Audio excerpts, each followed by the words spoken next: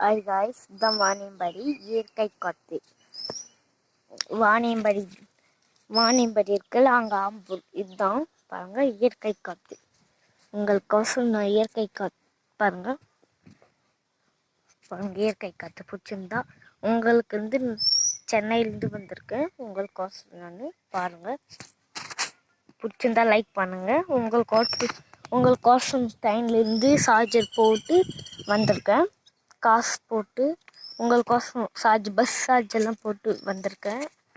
பாருங்கள், ப்ளீஸ் பிடிச்சிருந்தா லைக் போடுங்க. லைக்கே போட மாட்டேங்கிறீங்க, ப்ளீஸ் லைக் போடுங்க பிடிச்சிருந்தா. ஓகேவா?